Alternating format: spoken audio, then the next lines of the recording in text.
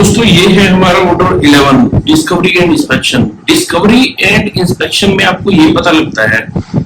कि अगर केस की वेरी फर्स्ट हियरिंग पर अगर पार्टीज ये चाहती है कि दूसरी पार्टी के पोजीशन में कोई पेपर है, कोई डॉक्यूमेंट है जिसको वो इंस्पेक्ट करना चाहते हैं, तो इसके लिए वो डिस्कवरी की इंस्पेक्शन लगा सकते हैं।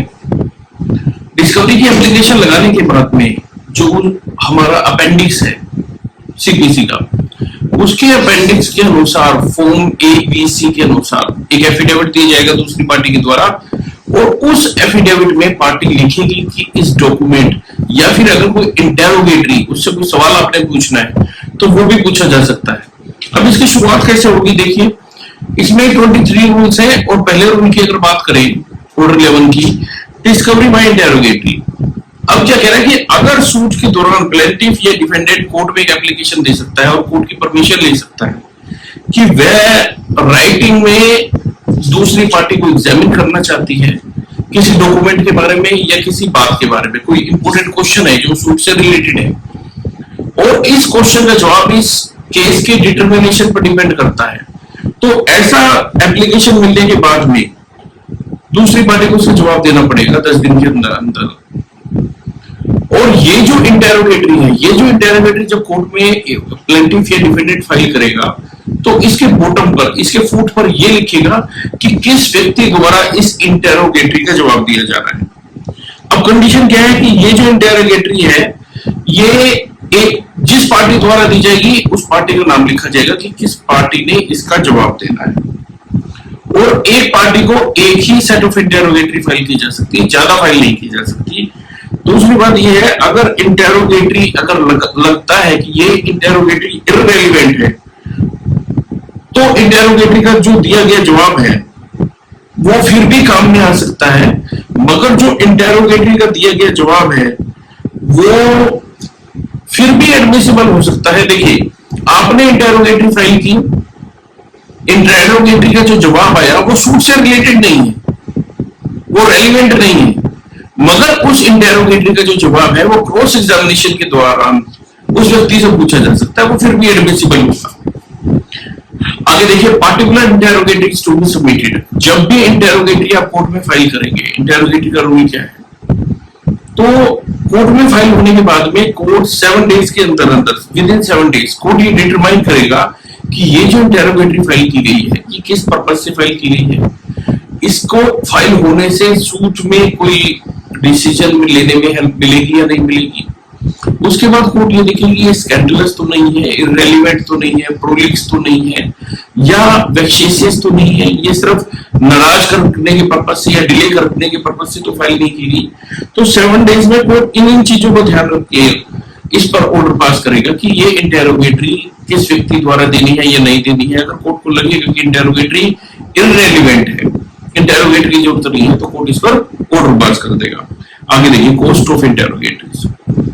रूल 3 की बात कर रही है। अब ये जो इंटेरोगेटरी की कॉस्ट है, अगर कोर्ट को ये लगता है, जब कोर्ट इसको एग्जामिन कर रहा है इंटेरोगेटरी 7 डेज के अंदर, अगर कोर्ट को ये लगता है कि ये जो इंटेरोगेटरी है प्रोलिक्स है, वेक्शियस है, इररेलेवेंट है, अननेसेसरी है, तो इसकी कॉस्ट उस पार्टी द्वारा दी जाएगी जो पार्टी फॉल्टेड है, यानी जो पार्टी गलत है जिसने ये इंटेरोगेटरी फाइल की है। अब कह रहा है फॉर्म ऑफ इंटेरोगेटरी। जो फॉर्म ऑफ इंटेरोगेटरी है वो जो सीपीसी का अपेंडिक्स सी है उसके फॉर्म ए के अनुसार इंटेरोगेटरी का फॉर्म होगा, उसी अनुसार आप इंटेरोगेटरी को फाइल करेंगे। Rule 5 corporation. अगर आपकी जो ऑपोजिट पार्टी है वो कॉर्पोरेशन है या कॉर्पोरेशन का कोई ऑफिसर है, या चाहे वो रजिस्टर्ड है चाहे नहीं है, अगर आपने इंटेरोगेटरी अगर फाइल किया है तो जो इंटेरोगेटरी है वो कॉर्पोरेशन या किसी भी ऑफिसर को एड्रेस की जा सकती है, किसी भी व्यक्ति को फाइल की जा सकती है। अब कोई ऑपोजिट कंपनी है, ऑपोजिट पार्टी जो है वो एक कॉर्पोरेशन है, चाहे वो रजिस्टर्ड है रजिस्टर्ड नहीं है, इस बात से कोई फर्क नहीं पड़ता,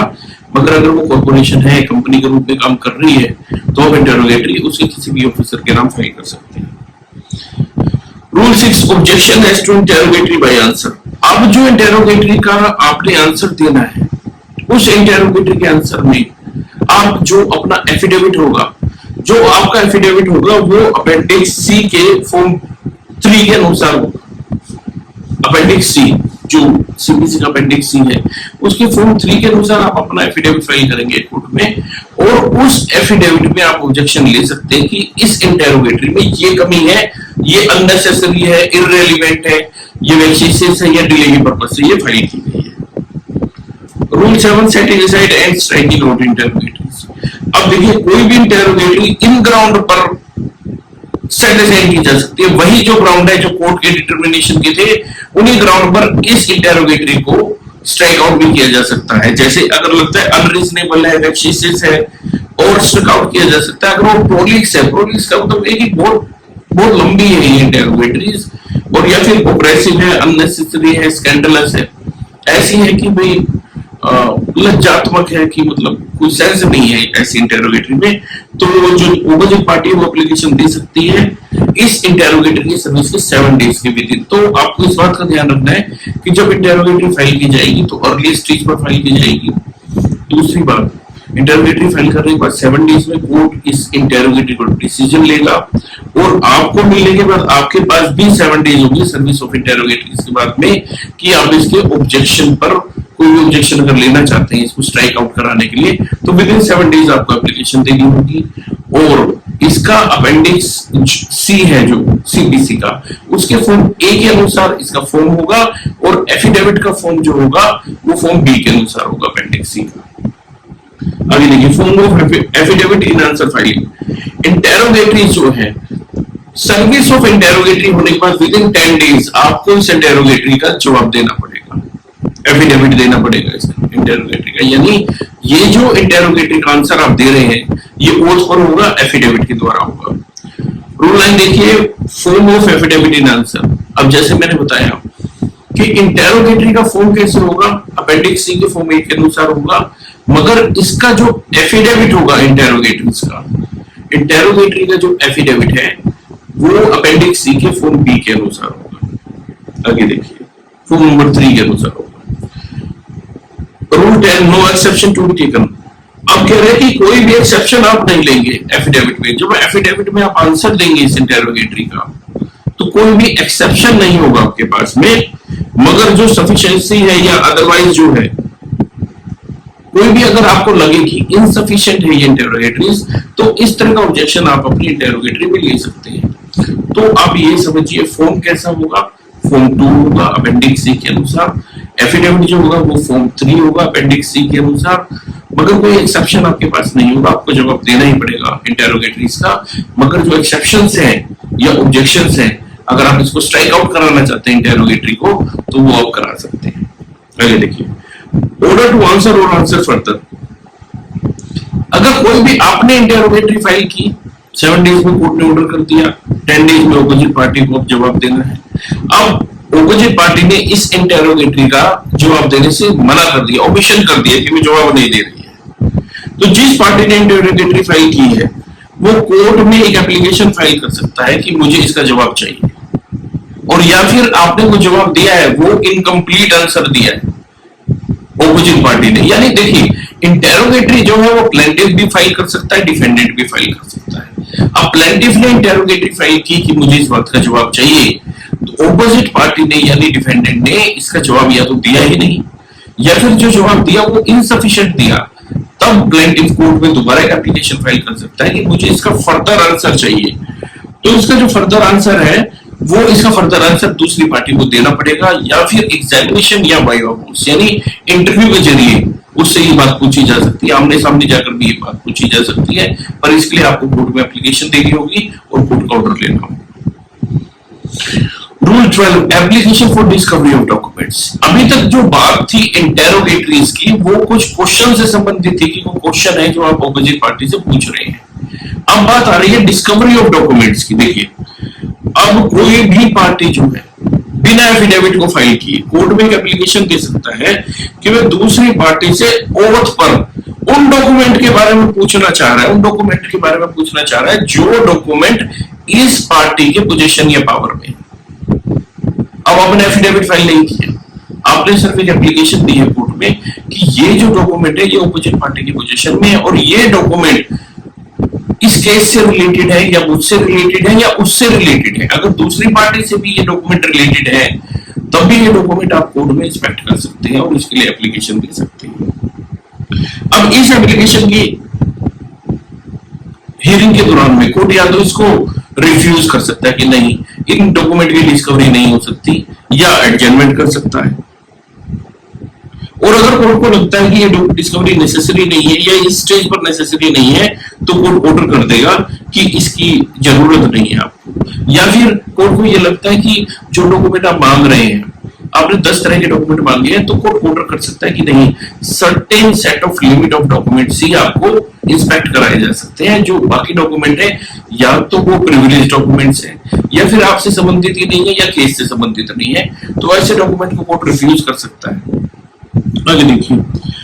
डिस्कवरी तब तक नहीं करेगा कोर्ट अगर कोर्ट को यह लगता है कि ये जो डॉक्यूमेंट की डिस्कवरी है ये सूट के डिसीजन के लिए जरूरी है, इसकी वजह से केस का डिसीजन हो सकता है, तभी कोर्ट ऑर्डर करेगा। एफिडेविट ऑफ डॉक्यूमेंट, जो एफिडेविट होगा डॉक्यूमेंट्स का, अब आप ये सब आपको ये भी ध्यान में रखना पड़ेगा। अपेंडिक्स सी तो आपको ध्यान में रखना ही पड़ेगा, पर आपको ये ध्यान में रखना पड़ेगा जो इंटेरोगेटरी का फॉर्म है वो फॉर्म 2 है, और जो एफिडेविट है वो फॉर्म 3 है, और ये जो डॉक्यूमेंट्स वाला फॉर्म है ये फॉर्म नंबर 5 है। जो एफिडेविट होगा वो पार्टी द्वारा इस प्रकार दिया जाएगा जैसे कि फॉर्म 5 के अनुसार है। यानी अगर डॉक्यूमेंट की डिस्कवरी है और उन डॉक्यूमेंट के बारे में अगर बताना है तो फॉर्म 5 के अनुसार बताना पड़ेगा। प्रोडक्शन ऑफ डॉक्यूमेंट, अब क्या कह रहे हैं कि किसी भी समय सूट की पेंडेंसी के दौरान कोर्ट ऑर्डर कर सकता है किसी भी पार्टी को ओथ पर कि ये जो डॉक्यूमेंट तुम्हारे पोजीशन में है, इन डॉक्यूमेंट जो सूट से रिलेटेड है या नहीं है, ये आप इनको प्रोड्यूस करो। और स्पेशली उन डॉक्यूमेंट के बारे में जो सूट से रिलेटेड है, केस की किसी भी स्टेज पर कोर्ट ऑर्डर कर सकता है कि इन डॉक्यूमेंट को आप प्रोड्यूस करो जो भी कोर्ट को ठीक लगते हैं। और जब ये कोर्ट में प्रोड्यूस किए जाएंगे तो प्रोड्यूस करने का तरीका वही होगा जो सीबीसी में बताया गया। Inspection of document refer to the pleading और एफिडेविट्स। अब क्या कह रहा है कि हर एक जो पार्टी है सूट की, हर एक जो पार्टी है उसके पास राइट होगा कि वो इशू सेटल होने से पहले या इशू सेटल होने के समय दूसरी पार्टी को नोटिस दे सकती है जिसकी प्लीडिंग में या एफिडेविट में इन डॉक्यूमेंट के बारे में बताया गया। अब ये मान के चलिए कि केस शुरू हो चुका है और अपनी रिटन स्टेटमेंट में डिफेंडेंट ने किसी डॉक्यूमेंट के बारे में बताया, मगर वो आपकी नॉलेज में नहीं थे, तो अब क्या होगा कि इशू सेटल होने के समय या इशू सेटल होने से पहले आप दूसरी पार्टी को नोटिस दे सकते हैं कि जिन डॉक्यूमेंट के बारे में आपने लिस्ट दी है या अपनी प्लीडिंग में लिखा है, मुझे इन डॉक्यूमेंट को इंस्पेक्ट करना है या इन डॉक्यूमेंट की कॉपी मुझे चाहिए। अब जो दूसरी पार्टी है अगर वो ये डॉक्यूमेंट नोटिस मिलने के बाद भी आपको नहीं देती, तो वो जो पार्टी है इन डॉक्यूमेंट का इस्तेमाल केस में अब नहीं कर सकती। अगर उसने मना कर दिया और नोटिस को कंप्लाई नहीं किया तो इन डॉक्यूमेंट का इस्तेमाल नहीं कर सकती जब तक वह कोर्ट को यह सेटिस्फाई नहीं करती। आपको तो मना कर दिया, मगर बाद में लेटर स्टेज पर पार्टी ने क्या किया, इन डॉक्यूमेंट को लेकर केस में एविडेंस देने आ गई, तो कोर्ट ने भी मना कर दिया कि आप इन डॉक्यूमेंट का यूज नहीं कर सकते क्योंकि ये डॉक्यूमेंट आपने पहले प्रोड्यूस नहीं किए। तो वो कोर्ट को सेटिस्फाई करेगा। क्या सेटिस्फाई करेगा कि ये जो डॉक्यूमेंट है कि उसके अपने टाइटल से संबंधित है, उसके प्रिविलेज डॉक्यूमेंट है या उसके अपने डॉक्यूमेंट है, खुद से रिलेटेड है। तो अगर ऐसा कोई वो एक्सक्यूज देता है तो कोर्ट उसको परमिशन दे सकता है कि हाँ आप इन डॉक्यूमेंट का इस्तेमाल एविडेंस के दौरान कर सकते हैं। आगे देखिए, नोटिस टू प्रोड्यूस। अब जब आप पार्टी को नोटिस देंगे, आपको पता लगा कि पार्टी के पास में डॉक्यूमेंट है और आपने 15 में उसको नोटिस दिया था, तो जो नोटिस का फॉर्म है वो फॉर्म 7 के अनुसार होगा, अपेंडिक्स सी के अनुसार। टाइम फॉर इंस्पेक्शन में नोटिस गिवन। अब क्या है कि जब आपने उसको नोटिस दिया तो इस नोटिस को मिलने के 10 दिन के अंदर अंदर, जब आपने इसको नोटिस दिया तो इस नोटिस को मिलने के 10 दिन के अंदर अंदर 10 दिन के अंदर अंदर उसको इसका जवाब देना है, मगर 3 दिन के अंदर अंदर वो डॉक्यूमेंट की डिलीवरी के साथ में कोई भी ऑब्जेक्शन फाइल कर सकता है जो डॉक्यूमेंट से रिलेटेड है, अगर वो उसको प्रोड्यूस नहीं करना चाहता। या फिर ये कह सकता है कि वह ये डॉक्यूमेंट जो है अपने एडवोकेट के ऑफिस पर इंस्पेक्ट कराएगा, तो 10 दिन के अंदर अंदर वो आपको एक नोटिस सर्व करेगा कि हाँ मैं डॉक्यूमेंट आपको इंस्पेक्ट कराना चाहता हूँ, मगर ये जो डॉक्यूमेंट है मैं अपने एडवोकेट के ऑफिस पर इंस्पेक्ट कराना चाहता हूँ। और या फिर ये जो डॉक्यूमेंट है अगर बैंकर बुक के हैं या बुक्स ऑफ अकाउंट के हैं या फिर ऐसा कोई प्रिविलेज डॉक्यूमेंट है, तो आप कह सकते हैं कि जहां पर ये नॉर्मली कस्टडी में रखे होते हैं, यूजुअल प्लेस ऑफ कस्टडी है इन डॉक्यूमेंट्स का, मैं वहां पर आपको इंस्पेक्ट कराना चाहता हूँ। और ये जो कोई भी अगर आपका ग्राउंड है ऑब्जेक्शन का, तो उस ऑब्जेक्शन का ग्राउंड आप अपेंडिक्स सी के फॉर्म 8 के अनुसार लेंगे। आगे देखिए, ऑर्डर फॉर इंस्पेक्शन। अब जहां पर आपको नोटिस दिया गया कि आपने डॉक्यूमेंट को प्रोड्यूस करना है, डॉक्यूमेंट हमें चेक कराने हैं, और जिस पार्टी को ये नोटिस दिया गया उसने ओमिट कर दिया, आपको इंस्पेक्शन नहीं कराया, या फिर उसने कहा कि नहीं जो मैं इन डॉक्यूमेंट को इंस्पेक्ट करना चाहता हूं वो आपके एडवोकेट के ऑफिस में नहीं करना चाहता, किसी दूसरी जगह पर करना चाहता हूं, तो अब इस एप्लीकेशन पर, अब इस आदमी ने एप्लीकेशन भी दे दी, उसने कहा कि नहीं मैं इसको इंस्पेक्ट कहीं और जगह करना चाहता हूं, तो वो कोर्ट में एक एप्लीकेशन देगा कि मैं इसको प्लीडर के ऑफिस में नहीं करना चाहता, या अगर कोई बैंकर बुक है या फिर कोई अदर ऐसा डॉक्यूमेंट है जो जहां पर नॉर्मली रखा होता है वहां पर वो नहीं करना चाहता इसको इंस्पेक्ट, तो कोर्ट में एप्लीकेशन दे सकता है कि मैं इसको कहीं दूसरी जगह इंस्पेक्ट करना चाहता हूँ। और इसको एप्लीकेशन को मिलने के बाद में कोर्ट को जो भी ठीक लगेगा, कहां जहां कोर्ट को ठीक लगेगा कि इस डॉक्यूमेंट की इंस्पेक्शन होनी चाहिए, वहां कोर्ट ऑर्डर कर देगा। आगे देखिए क्या कह रहा है कि ये जो ऑर्डर है तब तक नहीं किया जाएगा जब तक कोर्ट को ये ना लगे कि ये जो ऑर्डर है, ये जो डॉक्यूमेंट का इंस्पेक्शन है, ये सूट के लिए नेसेसरी है और इसकी वजह से सूट का डिस्पोजल फेयरली हो सकता है। अब ऐसी अगर कोई एप्लीकेशन है डॉक्यूमेंट को इंस्पेक्ट करने की, अब आपने उन डॉक्यूमेंट को भी इंस्पेक्ट करना है जिसके बारे में प्लीडिंग में नहीं लिखा, कोई दूसरा अगर डॉक्यूमेंट है, उसके पर्टिकुलर एफिडेविट है उस एप्लीकेशन में जो आपने डॉक्यूमेंट पे लिखे हैं, अगर आपने कोई ऐसा डॉक्यूमेंट इंस्पेक्ट करना है तो जो पार्टी है जिसके पास राइट है इसको इंस्पेक्ट करने का, तो आपको बताना पड़ेगा कि किस व्यक्ति के पोजीशन में है, क्योंकि ये जो डॉक्यूमेंट है ये प्लीडिंग से संबंधित नहीं है। अगर प्लीडिंग से संबंधित नहीं है तो आप ये समझ लीजिए सूट से भी संबंधित नहीं है, मगर फिर भी आप इन डॉक्यूमेंट को इंस्पेक्ट करना चाहते हैं तो आपको लिखना पड़ेगा फेयरली कि कौन सा डॉक्यूमेंट है, किस व्यक्ति के पोजीशन में है और आप कब आपको इंस्पेक्ट करना है। अगर कोर्ट को ये लगेगा कि हाँ ये फिर भी इनडायरेक्टली कनेक्टेड है सूट के साथ में और कहीं ना कहीं अफेक्टिंग इश्यू या रिलेवेंट फैक्ट से रिलेटेड है, तो कोर्ट ऑर्डर कर देगा इसके बारे में। 19 देखिए, वेरीफाइड कॉपीज। वेरीफाइड कॉपीज का मतलब क्या है, देखिए जहां पर आपने किसी बिजनेस बुक को इंस्पेक्ट करने की एप्लीकेशन दी थी कि मुझे इसको इंस्पेक्ट करना है, इस डॉक्यूमेंट को, अगर वो कोई बिजनेस बुक है तो कोर्ट को अगर ठीक लगेगा तो इसकी ओरिजिनल बुक को इंस्पेक्ट करने की बजाय दूसरे व्यक्ति को बोलेगा कि जिस व्यक्ति ने ये डॉक्यूमेंट अपने आप देखा है, जिसको इसकी नॉलेज है, वो कहेगा कि आप इसकी एक कॉपी दे दो और कॉपी के साथ में एक एफिडेविट दे दो कि ये जो और कॉपी जो आप दे रहे हो उसके साथ में आपको ओरिजिनल नहीं दे रहे, अभी आप ओरिजिनल जो बिजनेस बुक है वो नहीं अवेलेबल करा रहे, आप उसकी कॉपी अवेलेबल करा रहे हो, मगर कॉपी अवेलेबल के साथ में आपको एक एफिडेविट देना होगा कि ये जो कॉपी है ये ओरिजिनल से रिलेटेड है, और अगर इस ओरिजिनल कॉपी में कोई इरेजर है, इंटरलिनिएशन है या कोई डिलीशन है तो उसके बारे में भी आपको बताना पड़ेगा कि ये जो कुछ कटिंग की गई है या कुछ मिटा दी गई है ये ओरिजिनल में भी ऐसे ही है। आगे देखिए, अब कह रहे हैं कि ये जो कॉपी जब सप्लाई की जाएगी तो कोर्ट ऑर्डर करेगा कि आप इसको ओरिजिनल की बजाय, आप मतलब कॉपी की बजाय आप ओरिजिनल भी दिखाओ इसको। आपने कॉपी तो दिखा दी, कॉपी सर्व कर दी उसको, साथ में एफिडेविट भी दे दिया, कॉपी के बावजूद भी कोर्ट ऑर्डर कर सकता है कि नहीं आप इसको ओरिजिनल भी डॉक्यूमेंट दिखाइए। जहां पर कोई भी एप्लीकेशन ऐसी दी गई है, अगर वो प्रिविलेज डॉक्यूमेंट है तो कोर्ट पहले इस डॉक्यूमेंट को इंस्पेक्ट करेगा ये डिसाइड करने के लिए कि ये प्रिविलेज डॉक्यूमेंट है या नहीं है, ये स्टेट से रिलेटेड है या नहीं है। तो पहले कोर्ट इंस्पेक्ट करेगी, उसके बाद ही पार्टीज को अलाउ करेगी कि ये डॉक्यूमेंट आपको दिखाया जाए या नहीं दिखाया जाए, ये स्टेट से संबंधित है या इसके लिए किसी गवर्नमेंट की परमिशन लेने की जरूरत है या नहीं है, या ऐसा कोई सीक्रेट डॉक्यूमेंट है। अगर ऐसा है तो कोर्ट पहले खुद इंस्पेक्ट करेगी, उसके बाद आपको अलाउ करेगी। आगे देखिए, अब क्या कह रहा है कि आपने सूट के अंदर किसी भी समय का ऐसी एप्लीकेशन दे दी कि आपको जो डॉक्यूमेंट है वो देखने हैं, तो कोर्ट ऑर्डर कर सकता है एफिडेविट पर कि ये जो स्पेसिफिक डॉक्यूमेंट है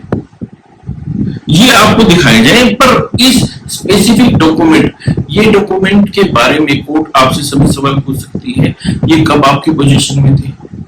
और किस समय ये आपकी पोजीशन में नहीं थे, कितने समय तक आपकी पोजीशन में रहे। तो इन सवालों का डिटर्मिनेशन भी कोर्ट करेगी और उसके बाद ऑर्डर पास करेगी और ये भी देखेगी कि ये सूट से रिलेटेड है या नहीं है। तो मोस्टली आप ये समझिए कि उन्हीं डॉक्यूमेंट की डिस्कवरी के लिए कोर्ट ऑर्डर करेगी जो सूट से रिलेटेड है, और कोर्ट को ये लगेगा कि ये जो डॉक्यूमेंट है इनकी वजह से जो सूट का डिस्पोजल है वो फेयरली हो सकता है। आगे देखिए प्रीमेच्योर डिस्कवरी। रूल 20 क्या कह रहा है? Premature discovery. प्रीमेच्योर डिस्कवरी का मतलब ये है कि आपने डॉक्यूमेंट की इंस्पेक्शन करनी है, मगर जो एप्लीकेशन आपने दी है वो प्रीमेच्योर एप्लीकेशन है, क्योंकि पहले कुछ क्वेश्चंस हैं कोर्ट के सामने, उन क्वेश्चंस के डिटर्मिनेशन के बाद में ही ये एप्लीकेशन मेंटेन करती है। तो कोर्ट क्या करेगी? कोर्ट अब इस एप्लीकेशन को पेंडिंग रखेगी और पहले उन क्वेश्चंस को डिटरमाइन करेगी जिनके डिटर्मिनेशन के बाद में सवाल आता है कि इस एप्लीकेशन को अलाउ किया जाए या ना किया जाए। तो रिजर्व रखेगी इसको, इंस्पेक्शन या डिस्कवरी को, इसको रिजर्व रखते हुए पहले उन क्वेश्चन का डिसीजन करेगी जिसके बाद में इसकी डिस्कवरी या इंस्पेक्शन पर ऑर्डर किया जाए। आगे देखिए non compliance with order for discovery. अब आपने इंटेरोगेटरी फाइल कर दी और दूसरी पार्टी ने इस इंटेरोगेटरी का कोई जवाब ही नहीं दिया, या कोई एफिडेविट फाइल नहीं किया, और या फिर कोई इंस्पेक्शन ऑफ डॉक्यूमेंट की आपने एप्लीकेशन फाइल की थी, मगर जो ऑपोजिट पार्टी है उसने इसका कोई जवाब भी नहीं दिया। अब ऐसी कंडीशन में अगर ये प्लेंटिफ था तो इसके सूट को डिसमिस कर दिया जाएगा। अगर प्लेंटिफ ने जवाब नहीं दिया तो प्लेंटिफ का सूट डिसमिस हो जाएगा, और अगर ये डिफेंडेंट था और इसने अलाउ नहीं किया डिस्कवरी और डॉक्यूमेंट के बारे में, ये इंटेरोगेटरी का जवाब नहीं दिया, तो इस डिफेंडेंट का जो डिफेंस है वो स्ट्रक आउट कर दिया जाएगा और ऐसा समझा जाएगा इसने कोई पूरा डिफेंस ही नहीं लिया। और जो भी पार्टी इंटेरोगेटरी करवा रही थी, मगर ये ध्यान रखना सूट तो डिसमिस हो जाएगा मगर ये एप्लीकेशन अभी भी मेंटेन करेगी, और जो जिस भी पार्टी ने इसे इंटेरोगेटरी फाइल की थी या डिस्कवरी इंस्पेक्शन और डॉक्यूमेंट की एप्लीकेशन फाइल की थी, वो फिर भी कोर्ट से ऑर्डर दे सकता है इन डॉक्यूमेंट की डिस्कवरी या इंस्पेक्शन के बारे में और इंटेरोगेटरी के बारे में। अब अगर कोर्ट ने ऐसा सूट डिसमिस किया है इस ग्राउंड पर कि प्लेंटिफ ने जवाब ही नहीं दिया डिस्कवरी का या इंटेरोगेटरी का, तो जो प्लेंटिफ होगा वो प्रिक्लूड हो जाएगा। अब वो फ्रेश सूट फाइल नहीं कर सकता इस ग्राउंड पर कि उसका सूट डिसमिस हो चुका है, वो फ्रेश सूट फाइल कर सके, तो फ्रेश सूट वो फाइल नहीं कर सकता। आगे देखिए 22 using answers to interrogatory at trial. अब कह रहा है कि जो भी व्यक्ति है ट्रायल के दौरान जिसको इस इंटेरोगेटरी का जवाब मिला है या डॉक्यूमेंट को उसने इंस्पेक्ट किया है या डॉक्यूमेंट की कॉपी ली है या डॉक्यूमेंट को देखा है, वो एविडेंस में इन आंसर्स का या इन आंसर के किसी भी पार्ट का जो ऑपोजिट पार्टी ने इंटेरोगेटरी के दौरान इसको दिए हैं उन आंसर का इस्तेमाल कर सकता है। मगर जरूरी नहीं है उसके लिए कि पूरे के पूरे आंसर का इस्तेमाल करे, आंसर के किसी पार्ट का भी इस्तेमाल कर सकता है। मगर और ये कोर्ट पर ऑलवेज अप्लाई होगा कि कोर्ट हमेशा पूरे आंसर को ध्यान में रखेगी। आपने तो आंसर के किसी पार्ट का इस्तेमाल किया, इंटेरोगेटरी आपने फाइल की, दूसरी पार्टी ने उसका जवाब दिया और उसने उसको 10 लाइनों में जवाब दिया और आप 2 लाइनों का इस्तेमाल करना चाह रहे हैं, तो कोर्ट पूरी की पूरी 10 लाइनों का ध्यान में रखेगी कि कौन कौन सी दी थी। और कोर्ट की अगर राय ये है कि जो दूसरी है वो भी कनेक्टेड है इस लास्ट आंसर से, तो वो कोर्ट ये कहेगी कि नहीं, पूरे का पूरा जवाब का इस्तेमाल होना चाहिए और पूरी की पूरी 10 लाइनों का इस्तेमाल होना चाहिए। आप 2 लाइनों का सिर्फ इस्तेमाल आंसर के तौर पर एविडेंस में नहीं कर सकते। आगे देखिए order to apply to minors. ये जो ऑर्डर है आपका, ऑर्डर 11 है, ये जो ऑर्डर 11 है आपका वो माइनर प्लेंटिफ पर भी अप्लाई होगा, डिफेंडेंट पर भी अप्लाई होगा, और जो नेक्स्ट फ्रेंड या नेक्स्ट गार्जियन है सूट के, अगर वो डिसेबल व्यक्ति है, डिसेबिलिटी के दौरान अगर उसने सूट फाइल किया है, तो जो माइनर डिफेंडेंट है या माइनर प्लेंटिफ है या नेक्स्ट फ्रेंड है या गार्जियन है, उन व्यक्तियों की जो अंडर डिसेबिलिटी है उस पर भी ये ऑर्डर अप्लाई होगा। तो दोस्तों ये था ऑर्डर 11। नेक्स्ट में हम बात करेंगे ऑर्डर 12 की। Thank you.